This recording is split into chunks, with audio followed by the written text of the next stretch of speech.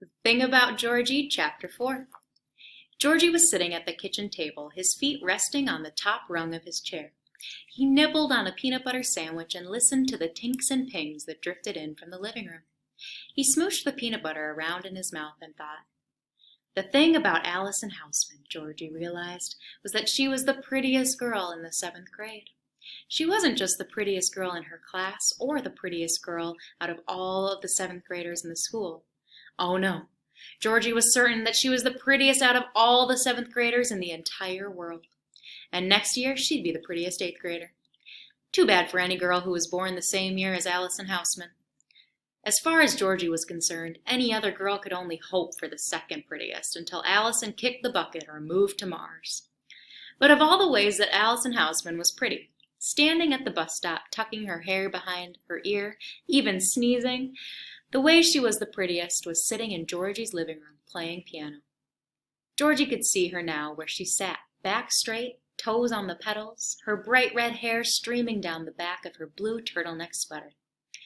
Georgie's mother leaned over the piano and turned a page in the music book.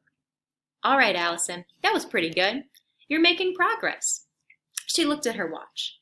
Let's try that last piece one more time, okay? Allison sat up even straighter and began to play again.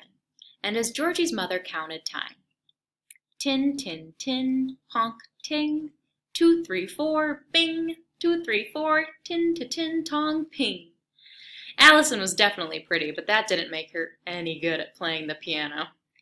All right, good work, Georgie's mom said graciously when Allison finished. Remember, no lesson next week, okay? So you'll have lots of time to practice. Georgie thought his mother put a bit too much emphasis on that last word. Okay.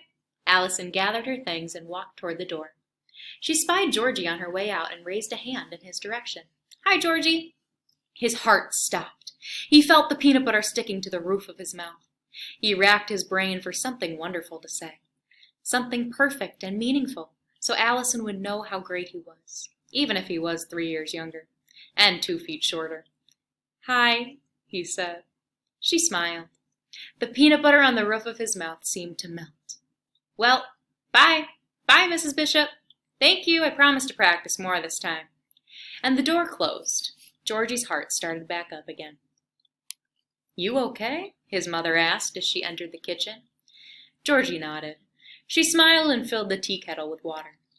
Did Andy's mom say it was okay to come over? Georgie nodded again.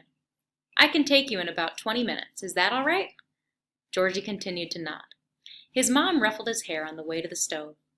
A few minutes later, the kettle started to scream at them, so Georgie's mom plopped a tea bag into her mug and poured in the steaming water. She sat down across from Georgie and stirred her tea with a spoon. Georgie stared at her. He'd been doing a lot of that since last night at dinner, staring at his mother. He kept trying to find something different about her, something new.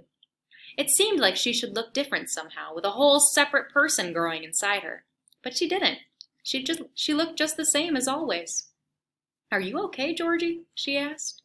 His mom had asked him that about 50 times since last night. So had his dad. Why would there be anything wrong with him? He wasn't the one having a baby.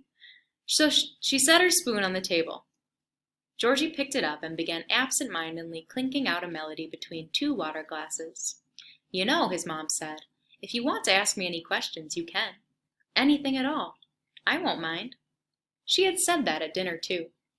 Georgie didn't really have any questions to ask, but it had seemed important to his parents that he ask something, so he made some questions up, like, would it be a boy or a girl? They didn't know yet. They said they wanted to be surprised. Did he still have to help wash the dishes? They said yes, of course he did. Then Georgie asked when the baby was coming. They said it was due in May. They also said not to worry because according to the tests, the baby was nice and healthy. Well, Georgie wasn't worried. What would he be worried about? But what did they mean, nice and healthy? Did that mean the baby was normal? Georgie set the spoon down and took a gigantic bite of his peanut butter sandwich. If his parents wanted to have another kid, a perfectly normal-looking and nice and healthy one, great. He didn't care. Georgie, are you sure you're okay? He smiled up at his mother, peanut butter smeared across his front teeth. Yup. All right, she said. Georgie finished off the last bite of his sandwich and wiped his face with his napkin. His mother pressed the back of her hand against her tea mug and took a long look at her son. "Why don't you get your stuff together and I'll drive you to Andy's in a few minutes." Georgie hopped off his chair and threw his napkin away. "Hey, Georgie," his mom called. He turned. "Give me a kiss, huh?" He walked to his mother and gave her a peck on the cheek. Normally, he would have thought that was a babyish thing to do, but his mom seemed to need a kiss right then.